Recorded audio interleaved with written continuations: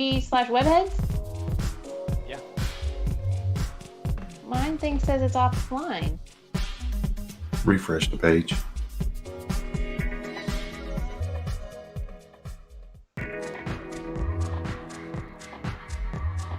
Why does everything hate me tonight? Yeah, it just says offline. You might want to go out and come back in, maybe. To, and it's twitch.tv/WebHeadz. Yes. The WebHeadz. The WebHeadz. Yeah. Oh, hold on. Somebody tried to steal our name.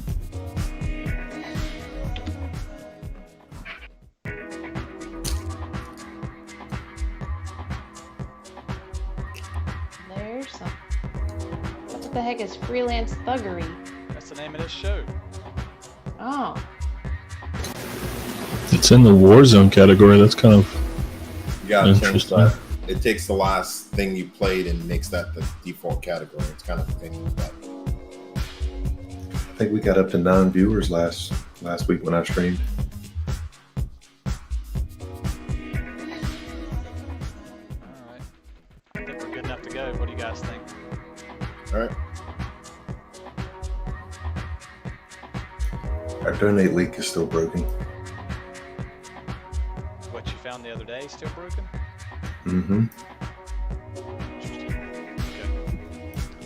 All right, well, let's get this party started. Look at this. The first edition of the WebHeadz Freelance Thuggery TV Gaming and Tech Show. We have our guest tonight. Everybody sound off. Let's hear it. Let's start in the top left-hand corner. Who do we got? How you doing? I'm the Black Knight. And I'm Falling Down Fast, your host. Phonics. What order are we going in? You're next. I'm next. I'm Elise. All right. And the last one left? Why you know? All right, there we go. There's the crew right there. And we're already having technical difficulties right out the gate. All right. Awesome. Look at that. We're streaming. We got 5 of us here. The crew's here. Thank you, Black Knight, for the intro and the scene transitions, which we'll use later. That's awesome. So tonight's our first live stream, and we're just kind of muddling through this to figure things out. We're hoping to do more of these in the future. So any feedback is greatly appreciated. You can leave it right there in the chat. So tonight, on our first episode, we're going to talk about some gaming and tech news. But first, we want to talk to Chaos and Coffee, a.k.a. Elise Ironmonger, who is our Extra Life representative with Children's Miracle Network. So, Elise, why don't you give us a quick introduction? Hi, I'm Elise. He said, I work with the Children's Miracle Network here in Greenville, North Carolina. And yeah, it's been difficult. It's been kind of a challenge over at the Children's Hospital with COVID. It's kind of shaken things up a bit. And within the CMN world, just kind of like with everything else, everything is getting canceled. I mean, everything that we, do and have done has just been so focused on face-to-face events and face-to-face campaigns with our national partners. And, we're just having to get really creative, which is why we're so excited that Extra Life is here and that, we've got this amazing platform that we are able to do digitally and virtually and most importantly, safely.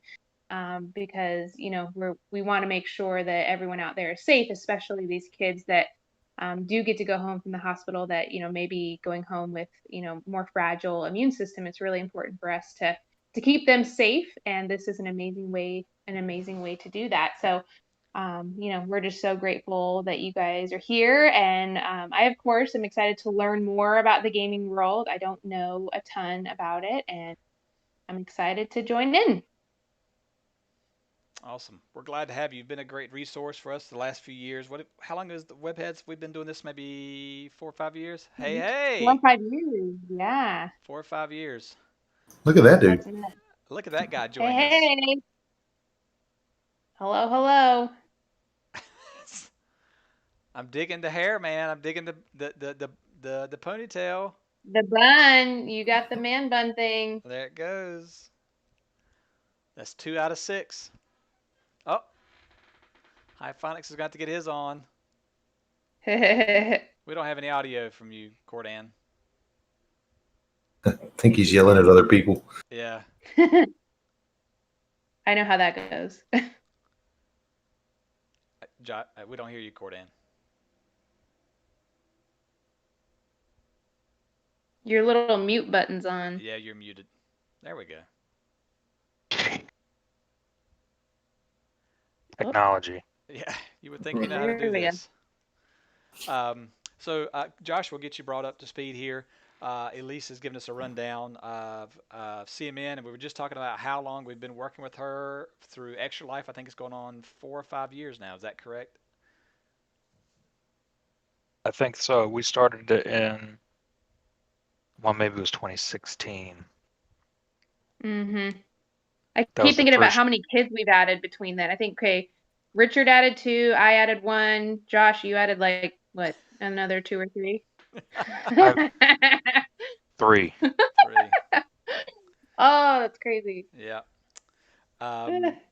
That was some good dates. I wish I had brought some photography back from when we first started in the Children's Hospital. Man, that was some great times we had during those first streams with just a handful of us getting started.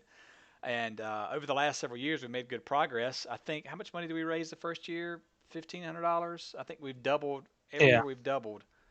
Last year Right. being $7,500. So with a little elbow grease and a lot of hard work from the team, we've doubled our fundraising efforts every year. So it's been great, and we look forward to many more.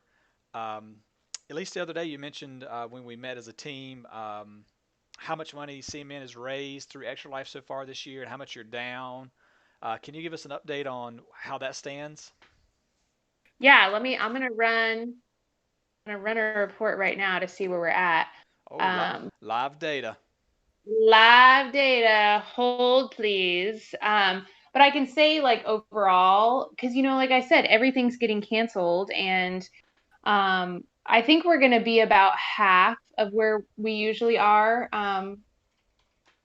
which is unfortunate, but I'm hoping that Extra Life, we've seen a steady increase with Extra Life, and I'm not expecting to see as much. 25,000 total has always been my goal, but I don't know, just with craziness, I'm not sure if that's going to be able to be hit. But right now, just for us, we're at $7,700 right now. We've got 30 people signed up for Extra Life total. So that's pretty good. It's over last year where we were at this time, so that's awesome.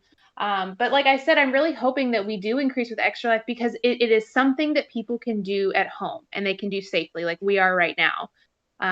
But we're raising awareness for the Children's Hospital and we're raising money for those kids. But we're doing it safely amid this pandemic, which is awesome. And not, and like I said, not a lot of, you can't do that with a lot of other events.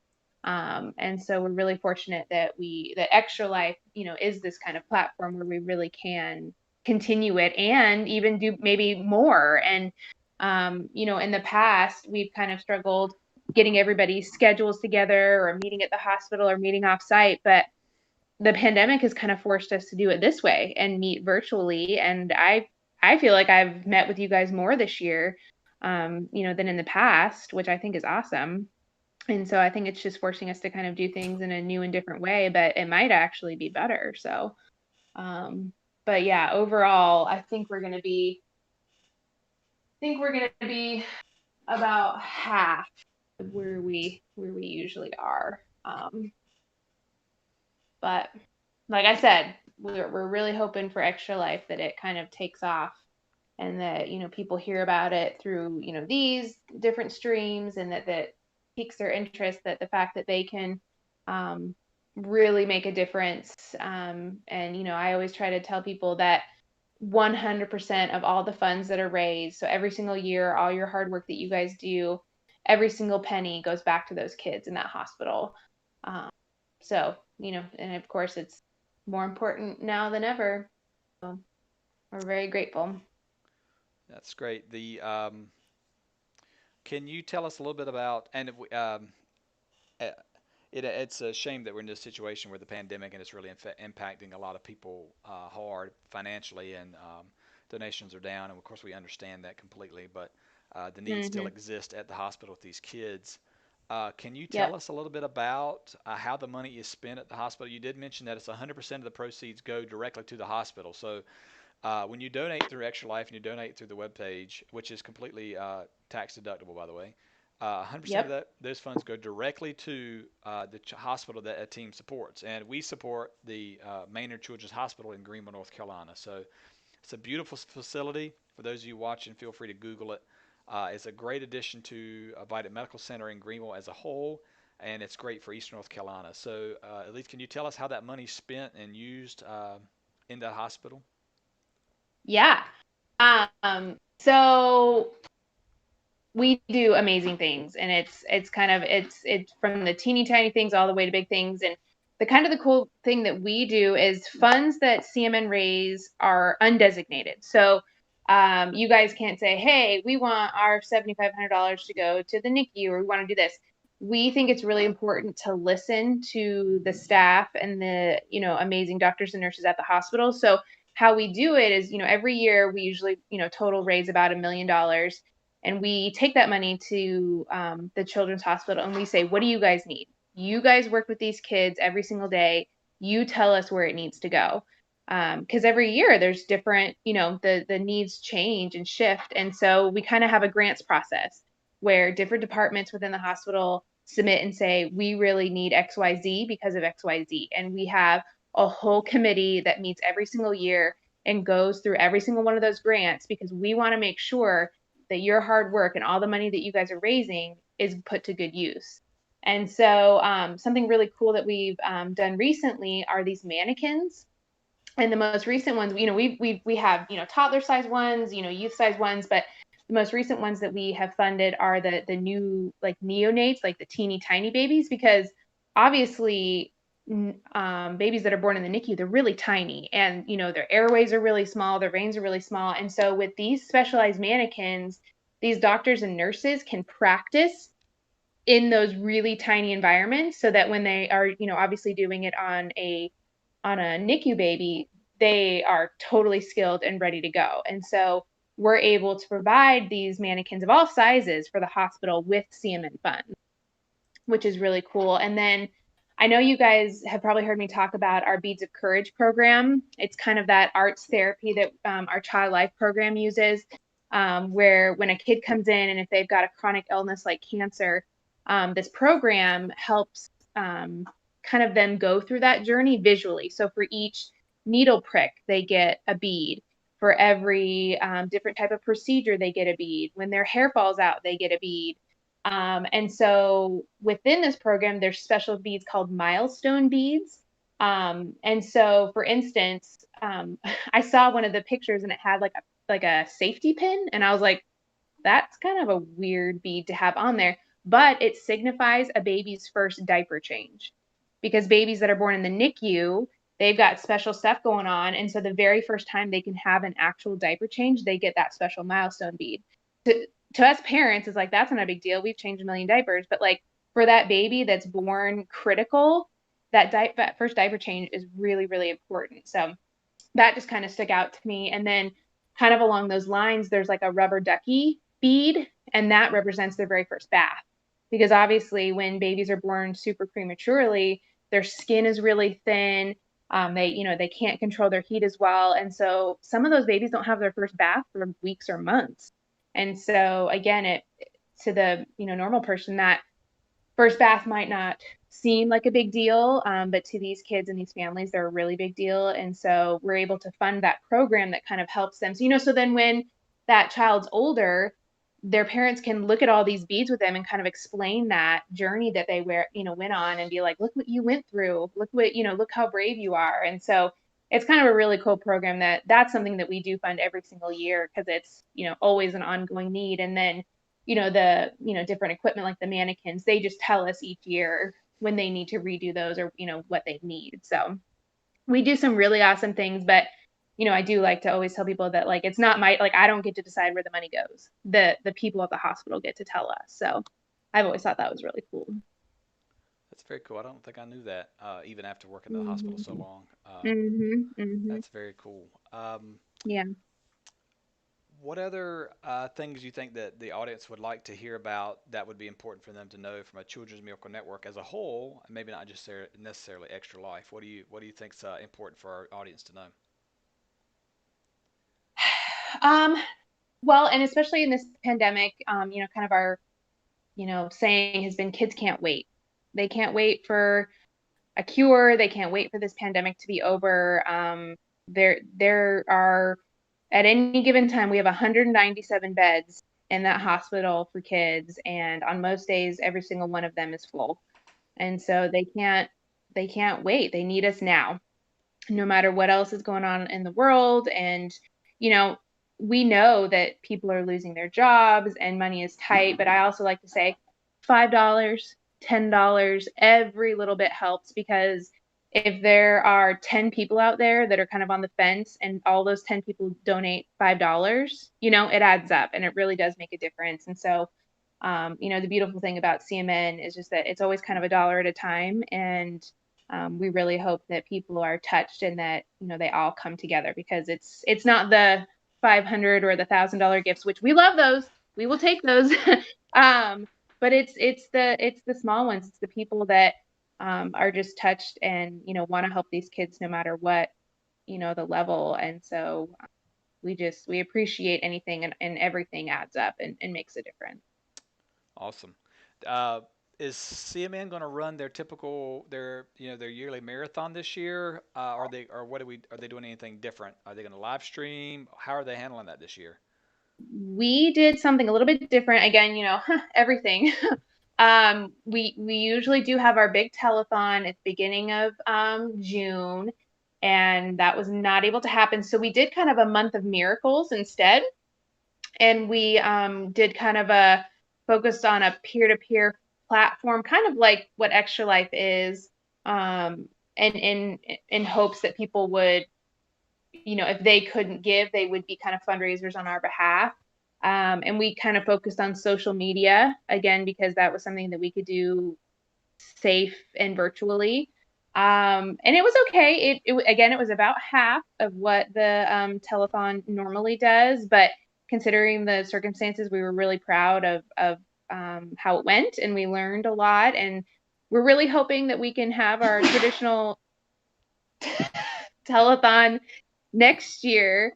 Um, but we learned some good things. We learned some things this year, digitally and virtually, that we can take and hopefully add on to next year when we can do our formal telethon. And we've loved having you guys set up at our telethon, to kind of get the word out. That has always been super popular, especially with the miracle kids that come in. So I really hope that we can do that again next year. Awesome. It's going to be an interesting year as far as how things shake out with just everything in general. But we're going to keep pressing. Hmm. We're going to keep pressing forward here, and the webheads are going to keep moving. And we'll just change gears. We're a bunch of geeks here, all doing IT in some way, shape, or form. So Yeah. we got a lot of engineering brain power behind us right here. So on the team, and then people who are not represented tonight as well. So I think we'll be able to do great things this year, um, and have really move our team forward. At least how if anybody has any questions or wants to donate, how do they get a hold of you to either sign up for our team or learn how they can donate materials or money? What's the best way to get a hold of you? Yeah. Well, I'm trying to think. My last name's really long, so I probably won't give you that email. But a really easy one is just cmninfo@vidanthealth.com, and that comes to me. And if they have any questions or whatever, I can see those emails, and that's a really easy one for them to do. cmninfo@vidanthealth.com. Awesome.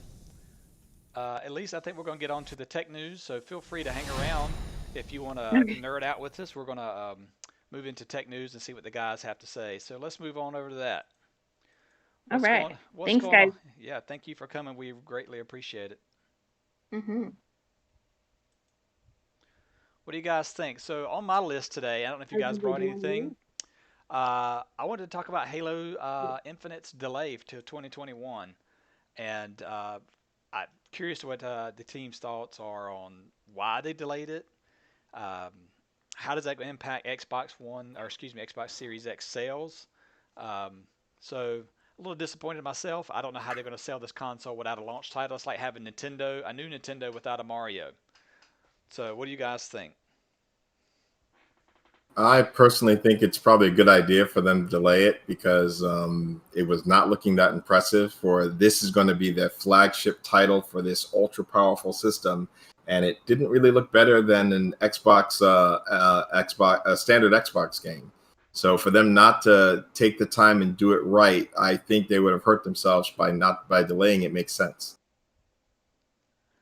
So you think that's the key reason they delayed it is because it looked like This is their flagship title on a ultra powerful, expensive system, and if you can't justify a game looking better than the system you already have, what's the point? I think in the long term, Xbox's strategy is not PlayStation strategy. I don't think they really care about exclusives. It's going to be on the PC also. Most of these games that are coming out on Xbox, you can play on PC. They want you just playing somewhere in their infrastructure. It doesn't really matter to them if it's on PC or Xbox. So I don't see this being such a killer like everyone else is stating. PlayStation is known for their exclusives. You have to have a God of War. You have to have one of their titles. It's the very reason for buying their system. Microsoft failed this generation. So I really feel that they're really going for a broader hey, if you're playing anything, as long as it's one of our games, we're fine. So I think that really means that they don't have to be so reliant on launch titles. I think that's a fair assessment, especially after looking at putting with the new xCloud, which I have on my list to talk about too, but that's going to can be delivered to any platform. So it looks like they're heading to Xbox, and I think Phil Spencer even said this is it's going to be a platform or a service that runs on any device, not just dedicated hardware like an Xbox. So, like I said, a PC and Android device, of course, there's all this drama around iOS devices where Apple will not allow them to put it up there because they want to rate each game individually and control each game individually versus having one app. So I think they're just looking at Xbox as live as a service. It runs on all these devices. You can play your games wherever. It is a little disappointing. And I think if this game is going to have anything to beat, it's going to have to be Halo 3 that they're going to have to beat. As far as story and, I mean, Halo 3 graphics, they look a little aged now, but the story and the music behind Halo 3 is just, it's hard to beat that level of quality, at least from my perspective. Well, I look at it this way. I'm mainly a PC gamer. If I go spend $600 on a new graphics card and the games that are especially made for that new graphics card don't look any better than the $300 graphics card I had before, why did I waste the money? The Xbox really is touting its power and its graphical power. It's more powerful than the PlayStation as far as the numbers go. And your first opening title looks like an old game. I don't think that would sell very well. So it makes sense to me that the game needs the polish that it needs to look correctly. Now, what does that mean for their launch? I have no clue. I don't know if they're going to pull some other game out. They are saying that some of the older games will look better on the new system. I mean, in theory, if you're running a game on a more powerful hardware, you should be able to change some of the settings to make it look better. But outside of that, I'm not really sure what else they can do. But they can't have this title come out and everybody just goes, nah, because I think that would really hurt the brand. I don't disagree. First of all, they had to know that it did not look that good, and then why they would think it would be okay to demo that blows my mind. And then I also wonder if they had to drop the quality in order to get the full 4K experience at 60 frames per second or whatever they were promising. They said, well, we have to drop the quality to be able to get this. Maybe people won't notice. I don't know. It blows my mind. I didn't think anybody would notice. Well, wasn't it? I haven't read much on it or looked into it at all, but I've read a bunch of reviews about that tech demo or whatever it was. It wasn't a complete remake of the game. Yeah, supposedly they're not using an updated engine. But once again, I've only heard secondary thoughts on that also. But from what I understood, they're using the same engine as the last game, and it just seems, once again, if you have a powerful computer, you can make most games look really pretty, even if it's not a up-to-date game. You can run it in 4K. It's running at 120 frames. But this is literally their flagship. If it doesn't look any better on this than a normal Xbox, what's the point? How are you convincing me to go spend $500 to $600 when it looks the same as I mean, obviously it's a new game, but if it physically looks like the same game without any improvements, I don't see how you make that sales pitch. Well, you're not spending $500 to $600 to play that one game. It's a flagship title, though. It's one of the reasons why you're dropping $500 or $600. So, I mean, one thing, it's like PlayStation. When they come out, there's very few titles, and then they build up the library over the next 5 years before they want another $600 from you. But I would like to think this time's going to be a little different, because this is going to be the first time that, well, especially in Xbox, you can play all of your old games. You should be starting your Xbox, what's it called? Xbox X, whatever the new name is going to be, with all of your old games. In fact, it's supposed to play every Xbox game that ever came out. You would think they could make them look a little prettier for $600. I mean, but you're limited by the technology at the time too. So Sure. you can only polish a turd so much. That's true. That's true. It'll be interesting to see how November shakes out with this, and if they're going to actually sell a lot of consoles. It's, I'm thinking about, am I going to do this or not without a Halo title? Maybe, I don't know. And really, the only thing I really play on my Xbox these days are the Halo games. I go back in, play some campaign, and enjoy that nostalgia of playing many years ago. But I don't know if I'll jump on the bandwagon right out the gate or not. Maybe. Who knows? It'll be interesting to see. What say you, Cordan?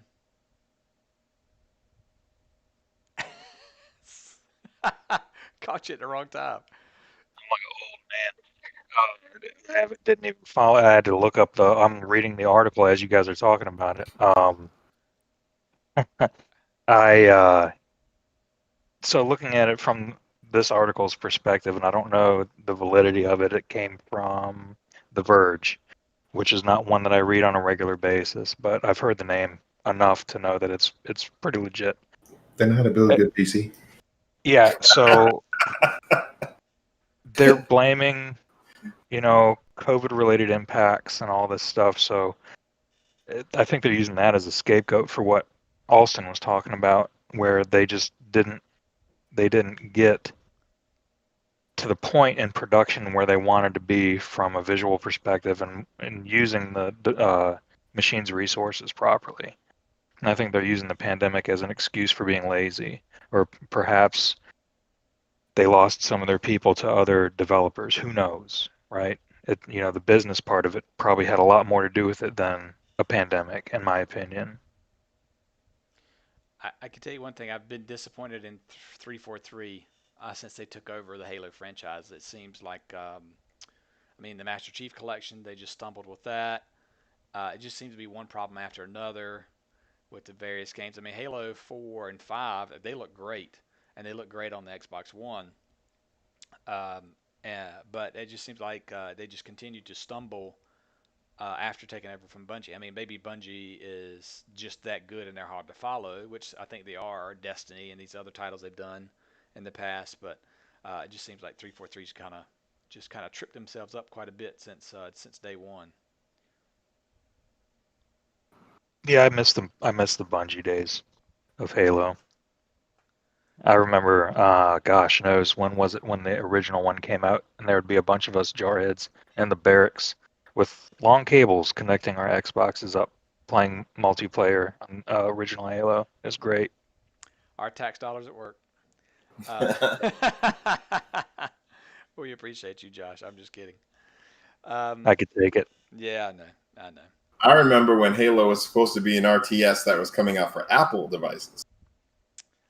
I did not know that until I watched a video that talked about how that was meant for Apple first, and then Microsoft snatched it up.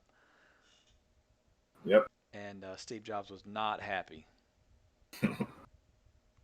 It's amazing if you go back and look at those old videos how, well, maybe I wouldn't have thought this when it came out years ago, how terrible it looked compared to today. But, I don't know what I would have thought back then. But I do remember Halo in the first original Xbox being amazing, the graphics being awesome, and of course Halo 2 come out. It's like the soundtrack is amazing. We need Marty O'Donnell back as well. So maybe one day after Bungie gets, I'm sure they're sick of Halo, and maybe one day when they're sick of Destiny, they'll come back to Halo, and we'll get Marty back, and we'll do it like we used to do it. So who knows? The last Halo game that I actually even enjoyed was probably ODST. ODST was good. Yeah, it was good. It was good. Like Richard was talking about the story, and you have an actual campaign. That kind of stuff doesn't really exist anymore. So I've kind of fallen out of favor of games that don't have a good story and a reasonably lengthy campaign that's going to keep me involved for, several hours at least. I think a lot of developers run into that issue. I know one of the Battlefields didn't have a campaign at all, but I played online. I don't care about a campaign. And you split your resources doing one or the other. That's the service strikes again. I like both. It depends on what kind of game it is, but I really do like both. But on the other hand, I didn't mind one of the previous Call of Duties having online multiplayer only. It didn't bother me that much because Call of Duty campaigns are essentially the same thing, just regurgitated over and over and over. Halo actually had good storylines. Titanfall has good storylines. I think the single player is still important to at least some people who don't do a lot of online gaming, because obviously when a game gets to a certain, and I agree that these games are fundamentally online shooters, but Halo has always had a story, so it has to be a decent story. I mean, it's been telling a story for years now, and I think having a good campaign is crucial for Halo. Call of Duty, not really. I mean, most of that gameplay is multiplayer gameplay anyway. Right. Maybe the story died in Halo. Well, hey, if they make it so everybody plays it online, I guess that's something. It's getting a little far out there, but it's still interesting as far as the story goes. And the storytelling has been really good, and that's what's kept me in. I suck at multiplayer, so I just I don't want to play a game and get beat by a 10-year-old and feel bad about myself. So I'll stick to the campaign. So that's what I primarily look for. But yeah, I who knows? I look forward to it when it comes out. I hope it's worth the wait, and I'm sure it will be, given it almost another year before they release it. So it should be interesting. Richard, we're getting so old that the better graphics and sound quality don't really register anymore like it used to. Because we can't see it or hear it. All right. Mm-hmm. We have to get hearing aids and bionic eyeballs before too long so we can really enjoy the fidelity. All we have left is the story, my man. Mm-hmm. That's I don't know if you guys saw the Master Magic game I was playing a couple weeks back. It's on Steam for like $5, but it's 8-bit graphics, and I play it for nostalgia, and it's hilarious. But it's the old DOS music and. Get some Commander Keen up in this place. Oh God, I haven't heard that in a long time. Oh yeah, Commander Keen, Wolfenstein 3D. Everybody knows Wolfenstein. Mm-hmm. This was a big, you'll know the name, Microprose. Uh-huh. Yeah. They made Kamachi, right? It wasn't a real simulator. I'm pretty sure they had a simulator brand from them too, right? Microprose? I don't know. I gotta look it up. I'm looking it up right now. He's multitasking. I know when you launch the game, the little DOSBox window comes up in the background, and then it launches full screen in like 640 by 480. Yeah. Oh, I didn't know they were involved with the Hasbro interactive games for a little while back in the late '90s, early 2000s. My jam was the Sierra games. I saw there was a new Leisure Suit Larry that came out. Leisure Yeah. Suit Larry. That was the Sid Meier's stuff. Sierra made SimCity? No. King's Quest, Police Quest, Leisure Suit Larry. I'm trying to think of some of their other bigger titles, but they were a lot into the click-based adventure games. Mm-hmm. Couldn't stand that. That's back in those BBS days, baby. Dialing up with a modem, 9600, 14.4. Usurper, Yes. Trade Wars. Sure. I can't remember all the games I used to play on BBS's. Lord, Legend of the Red Dragon, Text Adventure. Yeah. Man, to be young again. Our children don't have any idea. Actually, BBS's are still up and running. You can connect to them using browsers now. Oh yeah. I get extremely bored sometimes. I don't. Yeah, you do. Yeah, you do. Not me. Not me. Who's got a topic? Anybody else got another topic? We want to move into something else. I've got plenty. If somebody else has anything. Well, I have one. Video Right, card. Austin? Oh yeah, that was one of mine. This is a PC thing. So it looks like they finally announced some of the new cards that are coming out. NVIDIA, this right now it's all rumors, but NVIDIA has set a absolute date when they're going to, well, at least everybody believes when they're going to announce these cards. Big Navi is the AMD version of the cards. They look like they're getting pushed back till October. So it looks like NVIDIA is going to have free reign. The real question, all the big gamers have been waiting for an updated card for a little while. The 2080 series came out. They were a little more expensive than everyone was expecting, but very powerful cards. And they're saying this generation is going to be double the power of last year's cards, which is a huge increase. Usually it's only 10 to 15% difference in card performance. So this will be a gigantic leap in performance. But everyone's saying they're going to be expensive. So it's really going to come down to what these cards cost. It looks like I think the top end card is supposed to be $12 to up to $2,000 for the top end card. The 2080 Kingpin edition from EVGA was $2,000, and these next generation cards are supposed to be more affordable. I mean, we don't have any figures on that yet, and performance figures, it's all paper, but they're saying it's roughly 30% better, and you'll be able to run your ray tracing and everything on high and get your frame rates that you currently get with ray tracing off now. So 120 frames per second at 1080p with ultra details turned on. That's pretty impressive. I thought we were supposed to be trying to finally reach 120 frames per second and dedicated 4K. I mean, you can melt your PC down, I guess. Well, my 1080 Ti can do 60 at 40, but it definitely can't push into anything faster. 60 frames per second at 4K, but it can't do 120 to 260. And these new cards are supposed to be able to handle that, but we'll see. I mean, really, what it all comes down to is price. Price is always everything. And it's all paper launch at this point. We don't know any specs. I mean, you've got your speculation, but I've watched all the guys talk about it. I've read the articles, and yeah, they look more powerful, but again, you can put something on paper here and actually have something here that doesn't live up to it. So we'll see in a couple weeks, I guess. Yeah. And I guess if the top end card is $1,200, that's $300 less than the 2080 Ti was. Yep. Well, Big Navi, even if it doesn't directly compete, hopefully will force them to lower some of their prices. So, but the fact that it's not coming out for months later, the pent up demand, I believe people are just going to run out and buy the NVIDIA card anyway. But we'll see. It'd really be nice if you can get decent prices on these cards. Dropping $1,000 on a card is not pleasant. Yeah, but like my 2080 Ti that I have now, it's still usable. I can run Call of Duty streaming and playing 150 frames per second at 1080p. Sure.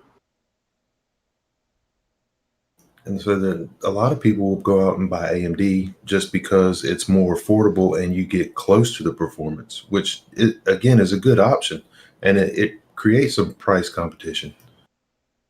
Well, they never had any competition before. Every time AMD was supposed to compete with them, they always fell way short. So I am hoping that there'll at least be some pressure this time, because once you have a monopoly, your prices go nuts. Well, they're mid-range cards, the 5700. They competed neck and neck with NVIDIA's mid-range cards to where they had to release the super editions. True. And that's where the money really is. Most people don't spend $1,200 on a video card. They spend $500, $300. So, yeah. Finding a 2080 Ti in stock was actually a challenge even at the $1,500 price mark. Yeah. Not pleasant. There's those of us with no kids that will drop $1,500 on a graphics card. I don't know what that means. What does that mean? What, the no kids part throw you off? Josh has got enough for you and Austin to add some. We rent them out for parties. Maybe around tax season. Yeah, that was going to be one of my topics. Sorry about that. No, you're fine. I'm an NVIDIA guy. I'm a hardware guy, so any new hardware is great. That was going to be something I wanted to talk about, but we actually have a firm date, and it's just been speculation for months now, and I think we're just eager to put our hands on it. Somebody's trying to mug everyone's wallet this year with new consoles coming out, new video games coming out, new brand of CPUs coming out this year. It's all about the money. And I think a lot of places, kind of harkens back to the Halo, but the COVID thing has had impacts on everything, from manufacturing to software programming to everything. Yeah. I would imagine it'd be very difficult if they've sent all, let's say, for example, 343, if they've sent all their employees sent them home, I'm sure it's probably pretty difficult to take large assets for a video game and then work on them remotely, say over a VPN. Even if you do have gig internet, I'm sure that's probably very difficult. And then if you make staff come into the office, and then how are you doing that? Are you social distancing, mask? Are you doing half the staff one day and then half the staff the next? It could easily double your time. I have a friend of mine who's an aerospace engineer, and they sent him home to work, and it was extremely difficult for him to design rotor blades for helicopters remotely because of the lag and over the VPN and bandwidth connectivity. So this pandemic is probably going to change a lot of things when it comes to internet connectivity. So we'll see. Maybe they'll start pushing more bandwidth out, especially and with this a whole other topic on itself, right? For like at-home schools out with people who are way out in this country, how do they handle good bandwidth? One of our members who just dropped off, barely getting anything in his house where he currently lives. So I don't know. Maybe I'm hoping that's one thing that this pandemic has shown. They dropped the bandwidth caps on most ISPs, and the internet didn't die. Why do we still have that? Why can't we have high-speed internet? The government's been giving all these ISPs money for years to expand their networks. And like we were talking earlier, my neighbor can get 3 megabyte DSL. I worked for them 10 years ago, and that's the best they can do out here still. Like I said, the pandemic has at least shown that when something is computer-based, you usually can. There's definitely specialized cases, but you can find a way to make it something it's workable. It's not always perfect, but you can do remote education. You can do remote work. I think a lot of people, I think this pandemic has moved the concept of remote work 10 years into the future. I mean, I think going forward, there'll always be remote work now, even after the pandemic is resolved.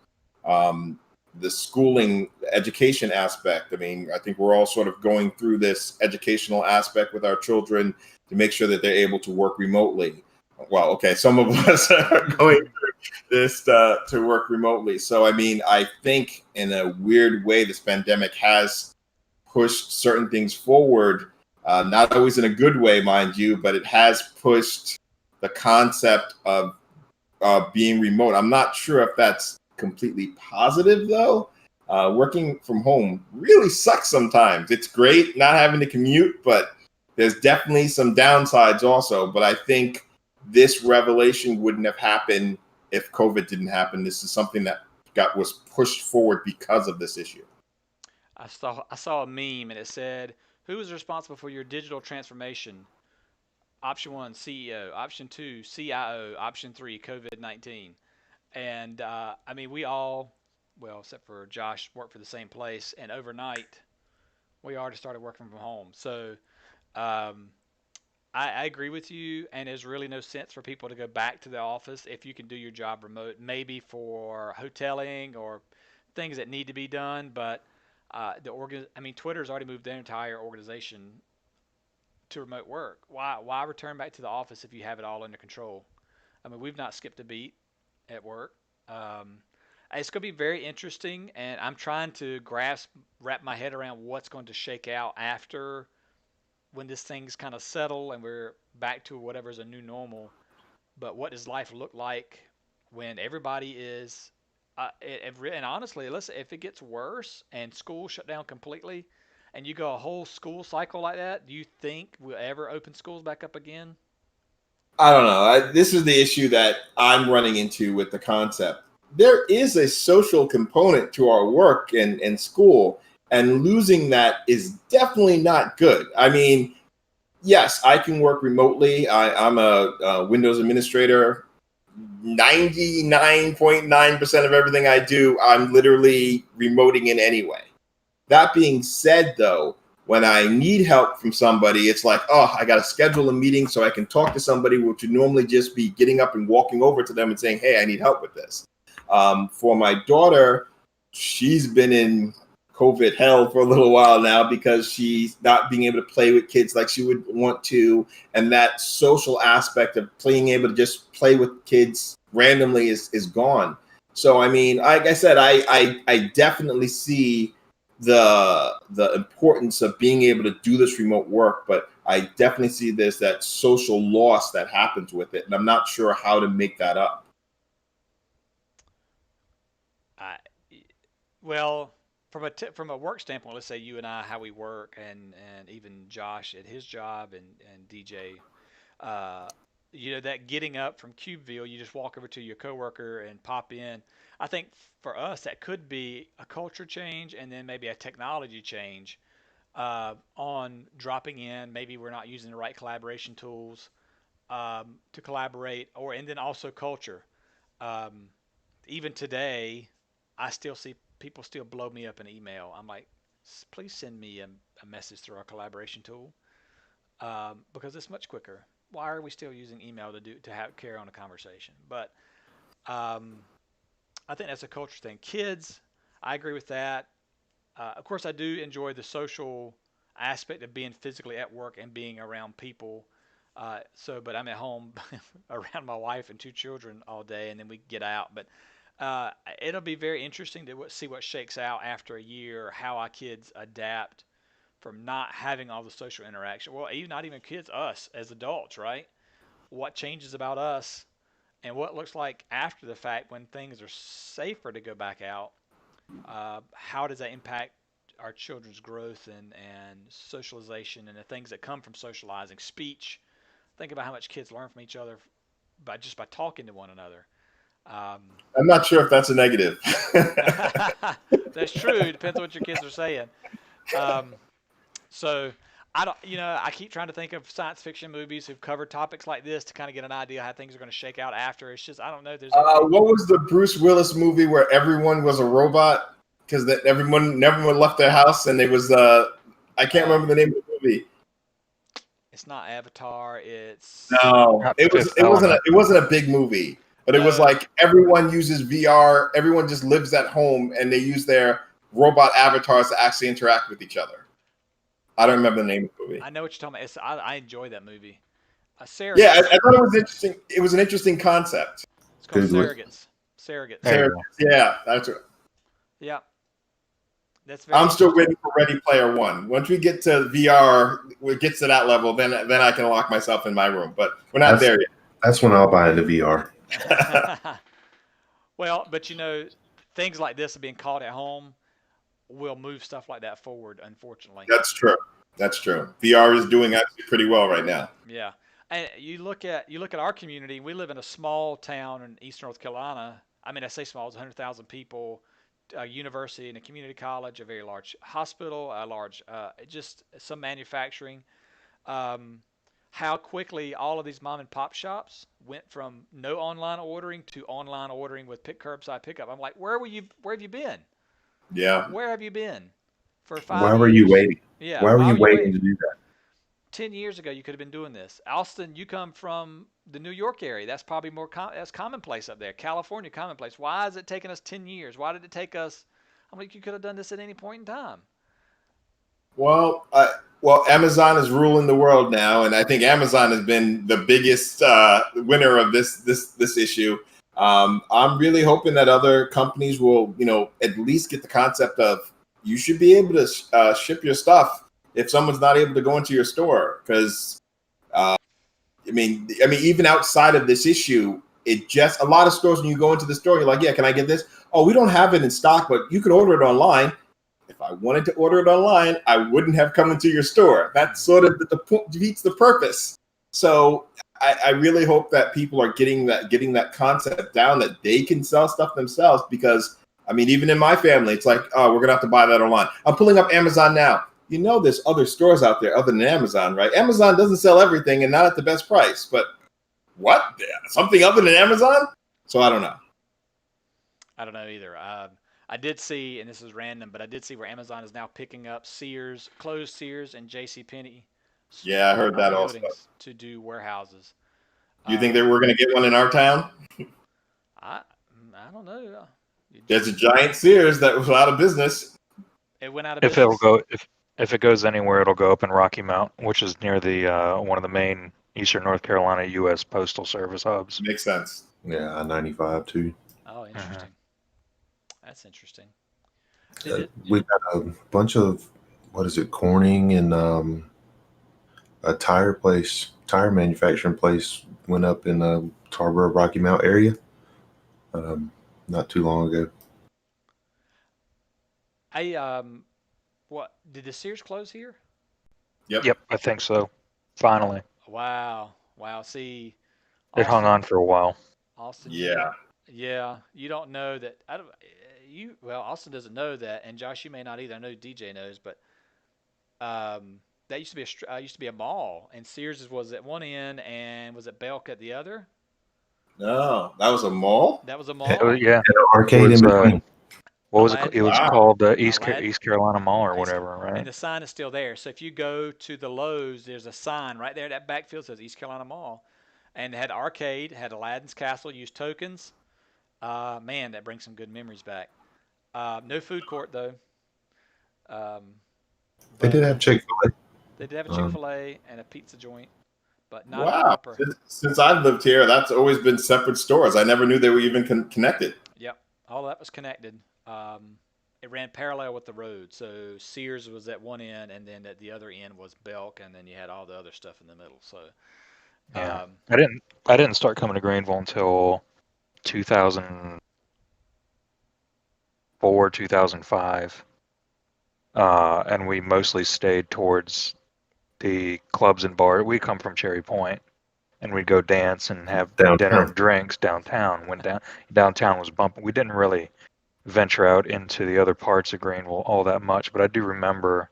My wife probably has pictures, and there's stuff floating around the internet of what it used to look like. In fact, here's another cool thing. I don't know if you guys knew. So if you go up Stansburg and you're going to get on a 264, if you're going to get on the bypass, well, at that light where there's the light before you go to Stansburg, or the light before Stansburg ends, it turns into 264, and you have to take a left to go back onto Stansburg. That used to be, if you went straight, you would have ended up in the woods. There was nothing there. It was, farmland and woods, absolutely nothing around it. So I saw some aerial footage of what it looked like, and that wasn't that long ago. It was within, maybe Richard, your parents' lifetime, when that used to be woods. So Greenville, Winterville, Ayden even, and Kinston all the way out to Kinston. The area here, I say within the last 25 years, has gone from very rural to, I mean, it's a pretty decent sized, quote, small town. A lot of it has to do with the work of the hospital in Greenville at Biden.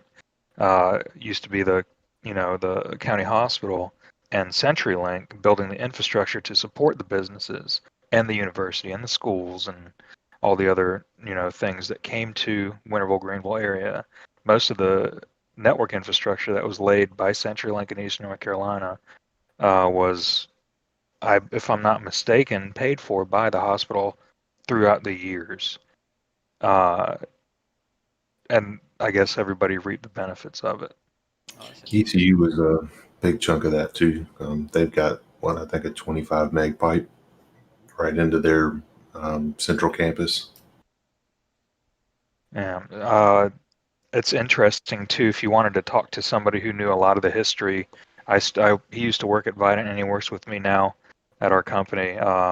Mark Proctor, he worked for CenturyLink for many years, and he would just tell us the history. He knows the history of the network infrastructure in this area, all the way from 95 east, essentially the entire eastern half of the state, all the way to Outer Banks.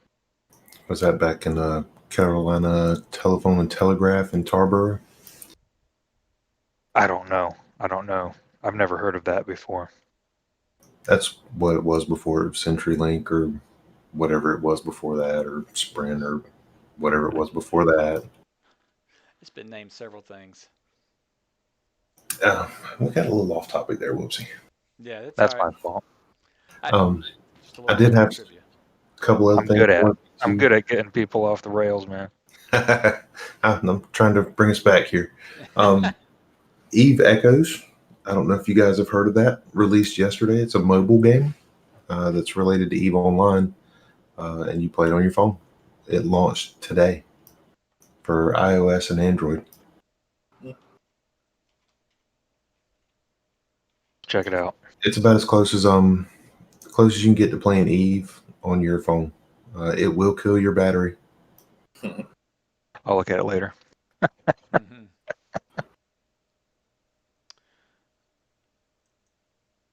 Played in the beta, and it was pretty entertaining. It kind of rekindled my interest in Eve because I've been playing Eve since 2006. So it kind of reignited the old spark of, oh yeah, I remember when you first started out, that was really fun and that was entertaining, and then it got old quick. But I mean, I've been playing for so long that it just kind of was like, okay, I remember why I quit doing this stuff in this area of space and moved out to do other things with larger groups of people. I think the largest battle I've been involved in had over 6,500 people. And each one of those people is a person. Yeah, those are massive battles. I swear I think I've played this on PC. Yeah, Eve's on PC. I'm checking my Steam inventory right now to see if it's still listed. I think it was on Steam for a little while, and then off and then back on. It's been around for a long time. You can watch the servers slowly die as that many people try to get into a system and do things. Yeah, I did have it. I have it in my library. It's just not downloaded. It's the one that has there's a graph out there talking about the learning curve where it has a little bulldozer up top and it's pushing people off the cliff. That's the learning curve. I think that's why I uninstalled it, because I was like, I don't know what the heck I'm doing here. Come on, guys. I started playing on an Atari 50, was it 52 or 5600? 5200? Had the trackball and the joystick. I don't know if you guys even remember that. 2600. 2600, yeah, that's what I started on. We had the other one, the one that came out after that, 50 something. The one that had the big pad with the numbers. Yep. There you go. Put the link in Twitch for the learning curve JPG. Nice. I got a Commodore 64 in a closet. If it still works, it's worth something. Actually, it does not work, unfortunately. I'm not sure why it doesn't work, but it's still in the box. It's not worked in 40, 35 years probably.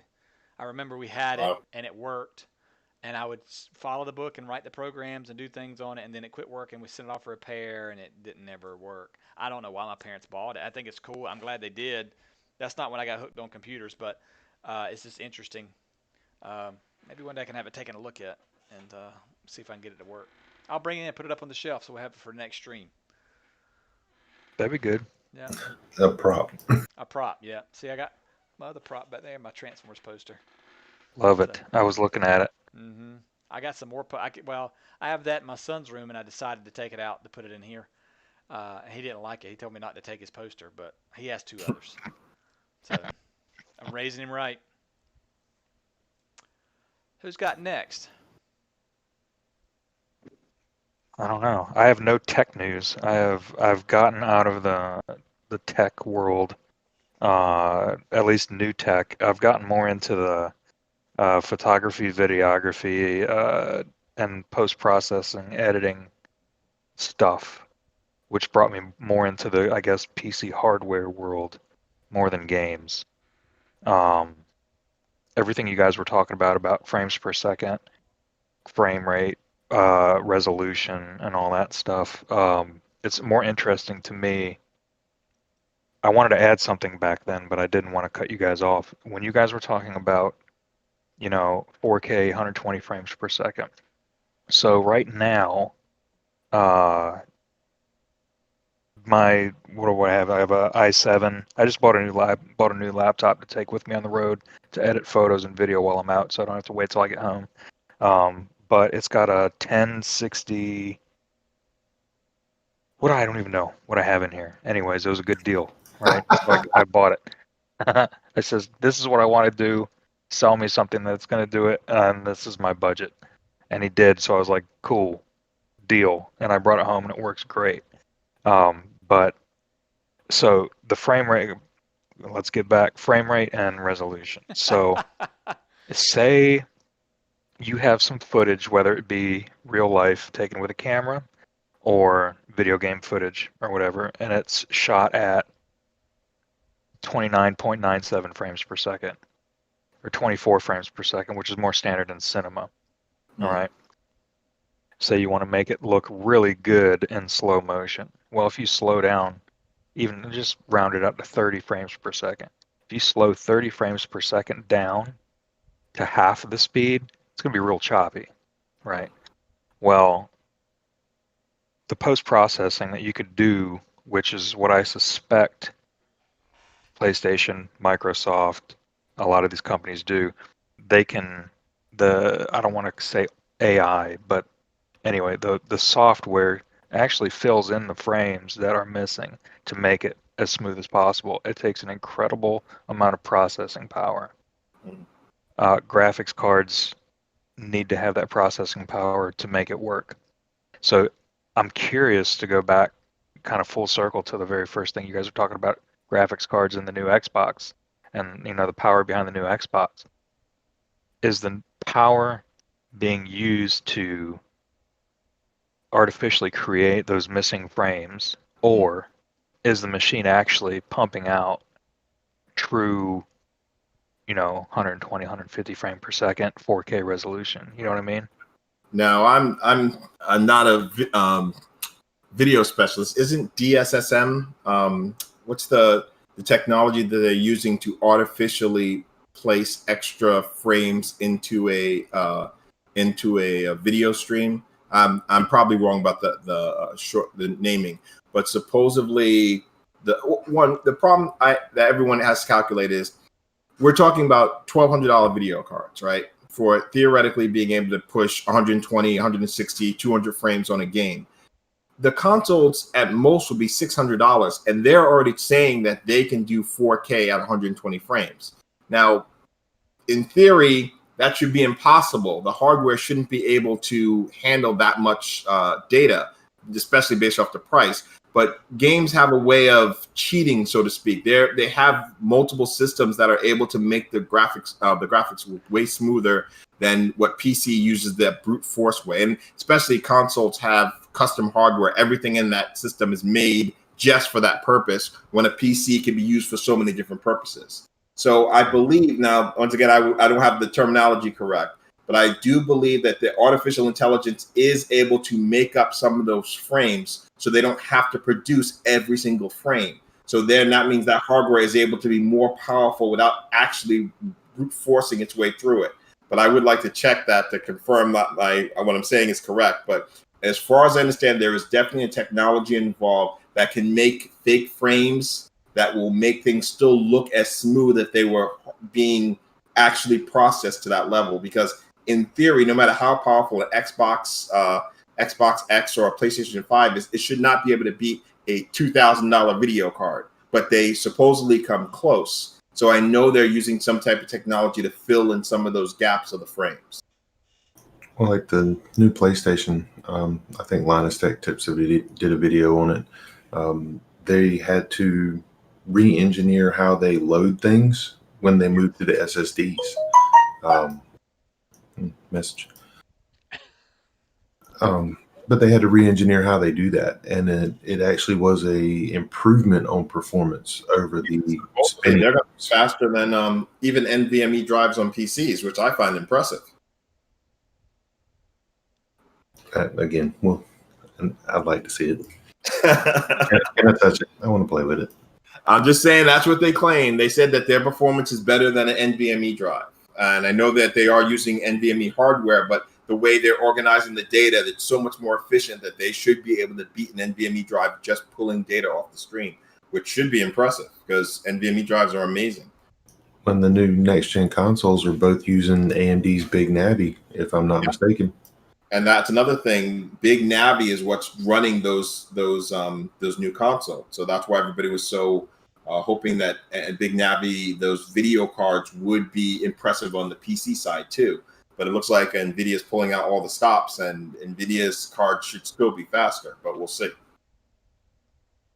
But I need to do that research on I know there's a new technology that they're supposedly using artificial intelligence to DLSS. Yeah, what was it? Learning super sampling. Thank you. Yeah. I was just looking it up. I was going to tell you when you were done, but yeah. So the technology in the photo and video, or the video world, it's called optical flow. Same thing. It's doing the same thing that you would do in a video game or whatever. It's taking the frame right here and right here and saying what would fit best in the middle. It's really cool stuff. I mean, just pictures of my kids running around the yard or whatever. If I want to get like GoPro footage is a perfect example. You can shoot in 4K 60, right? But if I want to take that 4K and slow the 60 frame per second down to real slow, like if it's ocean water or a bird or something like that, that optical flow, and I use DaVinci Resolve, but Premiere Pro, you could do the same thing, and a lot of the programs do that. That technology is becoming more predominant, which is when you were talking about the new Xbox platform, I was curious. I said, are they really going to be able to do this with the hardware and that they're putting in this machine, or are they going to be using software to fix it and make it appear? Whatever they do, it does exist, and they can do it hypothetically or theoretically. But which way are they doing it? Are they going hardware, software? That you need the hardware to run the software, but you can get a lot more out of your software with the proper hardware and save some money doing it. Consoles have always been able to because they're using specialized hardware just for a particular task, so they've always been able to optimize their hardware. But I think that software component really makes, like I said, the new video cards out, there might be a video card that's actually $2,000, and in theory, the new Xbox and PlayStation can frame-wise keep up with that. So there has to be a way for them to cheat, so to speak, to get that speed, even though they're not using the same hardware. So do you guys? So I read it's interesting. I read an article today that there's rumors now circulating about the PS5 not really truly doing a full 4K, and that they're going to because it is less horsepower in the teraflops realm. It has less teraflops in the new Xbox Series X, and that they're suspecting that they're going to do this thing called checkerboard rendering, which That's hasn't what been they before. Yes, that's what they're using currently in their Pro model. They're not really doing 4K. They're doing checkerboard rendering, which means they're not actually pulling out all the frames. They're only doing some of the frames, and they're able to use software to make up those spots that they're missing. I was under the impression, though, that the PlayStation 5 was powerful enough to do at least basic 4K, or they're using checkerboard rendering for the 5 also? Well, so this is just a rumor that some guy that's Okay. supposed to be an insider who's usually correct. It was on Twitter. You can look it up. But it has an inside connection saying that the PS5 was actually going to be slower than the X. Well, it is already slower than the Xbox Series X. Yeah. But it was going to do 4K checkerboard rendering. Is how they're going to accomplish the 4K, and it's going to be more expensive. So I think what everyone does seem to forget, though, is the consoles have never been truly more powerful than well, not true. I guess when they first come out, they're usually at least equal to a PC, if not more powerful. But console gamers are not as picky as PC gamers. I mean, before they're not even able to change their settings to make something that's more complicated, or you can take a PC game, no matter how powerful your system is, and turn enough options on that you can make it a slideshow, even with a really powerful video card. They're much more used to getting, this is what the game looks like, and you'll be happy with it. So you can use a lot more tricks, so to speak, to trick, and especially since most console players play on TVs, not really high resolution monitors with ultra high refresh rates, I don't think that's going to be such a negative if it still looks pretty. I mean, for the most part, if the game looks pretty in general, the PlayStation Pro doesn't do true 4K, but if you're looking at it from a TV, it still looks really good. Until console players start playing it on these high-end monitors, I don't think it's going to be much of a problem. For the average person watching it on a TV, it's going to look just as good. But when you put it on a high-quality PC monitor, that's when all those little flaws really show. So I don't know. Well, when so the 120 hertz refresh rate TVs are now becoming more mainstream 4K, sure. And then you've got 240 hertz refresh rate TVs coming out, and this is when you're going to start seeing it, right? So you buy the console, you're playing on my old TV that's mounted right up here, the 55-inch at 60 hertz.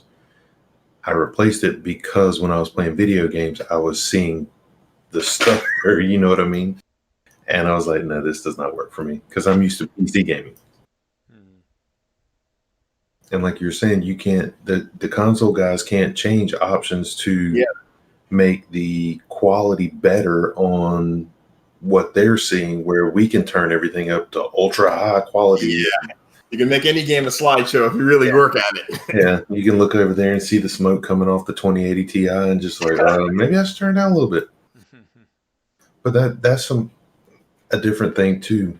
When you use the GeForce Experience to configure your game settings, they seem to be confused on what most gamers want. If I'm playing an online competitive shooter, I don't need the grass to look pretty. I need to be able to see that guy more than I do. So I turn most of that stuff down to get more frames. I agree 100%.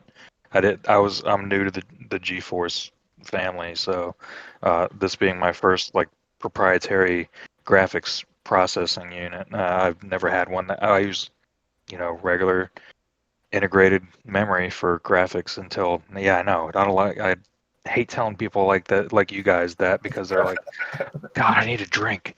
But I never really cared until I got into the videography post-processing where I needed that dedicated power. But with the GeForce Experience, I did notice that I'm losing out on a lot by letting it take over what it thinks it should do for the best experience. That's not the experience you may want, unless you're playing like Oblivion or Elder Scrolls Online or something like that, where you want it to look good because that's part of the experience of that kind of a game. It tends to lean more towards making everything look phenomenal. The Battlefield 5 was a good thing because that was the first one that came out with the ray tracing. And you Mhm. turned it on and you instantly dropped to 60 frames per second. But everything looked amazing. Like the fireball in the puddle on the ground reflection looked amazing. But again, when I'm playing online, I don't care about that. I don't need to see You're that. not even going to notice it. I'm not looking at the puddle. Yeah. But if I'm playing like the new Devil May Cry, I want it to look really good. Or any single player game or a campaign. Now the campaign mode for Battlefield 5 absolutely turned everything on ultra detail, slideshow, 40 frames a second, but it looked amazing. See, the question is, can consoles do that rendering? Because supposedly they're going to be able to, and that's the real question. I mean, I think one of the biggest attraction point of a console is to be very pretty. I mean, I think that's one of the sales pitches, so to speak, especially when you're dropping $600 on new hardware. So that's what that sort of goes back to my argument with Halo. The game has to be more attractive than the last system. And because they don't have that option to tweak the settings like a normal PC would, it has to look pretty right off the bat, because it's how you justify, I spent $600, but man, this game is beautiful. I mean, to get a game that looks exactly like your old console, I think that breaks that immersion. So, I mean, everything I've read up to now, and I haven't been keeping up with the hardware as much on PC than console, is that they're supposed to be able to bring that. But I always figure they have to cheat a little, that they wouldn't be able to do a full. Because, like I said, if a 2080 Ti struggles with 4K at 120 frames, how's a $600 Xbox going to do that?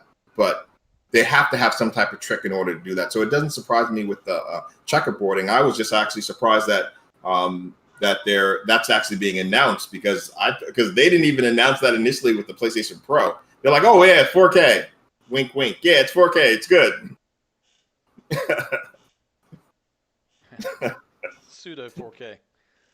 Well, and when you're saying $600 is a lot for a console like that, while it is, you're getting a basically floor PC. True. You're getting all your parts. You don't have to wonder if they're all going to work together. You don't have to wonder, well, if I bought a EVGA motherboard and a Asus graphics card, do they hate each other, or is it I'm going to have problems? You know that as soon as you plug it in, it's going to work. No questions asked. And every game you buy for it is going to work. You're not going to have to tweak it at all. Sure. And that may be where those consoles come into play, that you can get a game that looks so good, is because they are internally optimized. There's not anything that's not necessary. There's not any extra this or, they can really optimize. I don't know anything about hardware, so I'm completely guessing. Somebody's watching this and it's like, this guy's an idiot. Yeah, I'm an idiot because I don't know. I'm just guessing. But no, that's how they're able to be cost effective, because they are built to play games. I mean, they're optimized for that. PCs have a lot of things in there that's not optimized just for gaming, obviously, and these things are built for games, so it does make sense. Yeah. When I've noticed this, the PC I gave away last year to the kid, and I don't mind him calling me and asking questions, but he's noticing the same things that we are talking about. He's like, well, what do I set my settings to? Because I'm having this problem with this game. And I'm like, oh, you're playing online. You need to turn the quality settings down because you want more frames per second. Well, how do I tell what I'm getting? Oh yeah, man, now you're getting into my realm. We can get into this. And but he went from playing mostly on console to, when he has the chance, he plays on PC now. You mean he doesn't have a little window on the side of his PC that shows him the frame rates and all the temperature settings like somebody else we know in the top left-hand corner? Nobody gave him an apartment case. I don't know what you people are talking about. I know nothing. Mm-hmm. Turn your camera around. No, I've looked at that case because that case is amazing and it's got good airflow. It's just, if you're going to put two computers in one case, that's the one I'd go with. Well, the 1,000 model's out now. That's bigger than my case. Oh, is that what it is? Yeah, it's like $400 or something. But that thing is massive. Yeah. I think it makes his case look small. Oh my Yeah. gosh. That's crazy. Yes, if anybody's wondering, I have a 900D. So Oh, yeah. that's the case I'm talking about. And I think the Corsair 900D and I think the Corsair 1000 model came out, which is double the width of my computer. And my computer is about 3 feet tall and about 1.5 feet wide. It's a decent sized case. It's got dual 140s side by side, fans across this way on the front of the case. I bet Three. Give me a second, guys. I'll be right back. Yeah. I hear somebody in the background. I wonder who it is. It's 3 fans tall and 2 fans wide. I bet the house is completely clean because all the dust gets pulled into that machine. But that's the 140 millimeter fans do a relatively slow RPM, so they're not loud and they don't tend to. They move a lot of air, but they don't tend to vacuum cleaner, dust buster like the old 80 millimeter fans. You know, you could tell when you cranked up a computer because you could hear it all the way across the house. Mm-hmm. Yep. I've been there, especially in the old PC repair days, man. I've come across some nasty machines. It sat on the floor and right next to the dog bed, and Oh, smokers. Whew. The worst. People that smoked inside the house. I mean, I'm not judging them. I'm just saying what it does to a PC. Oh, it destroys it. The totally nicotine or tar or whatever it is sticks to the fans, and then the dust sticks up. You can't even clean it off. You can toothbrush it, but it's yeah. That's crazy. Well, fellas, since Austin's back, it's 9:42, and I have dishes to do. I think we'll table the rest of the topics for another night. I appreciate everybody joining. I know Chaos and Coffee, or at least Ironmonger, has already jumped off the call tonight, so I appreciate her coming by. Anybody who's watching the stream, you can check out extralife.org. You can see the banner down at the bottom. Next Thursday, we'll resume our normal schedule of somebody's going to be playing a game. I don't know who it'll be. And then we'll pick up another episode of this in the next week or two. So stay tuned to what's going on. Again, thanks, everybody. Have a good night. We'll catch you later. All right.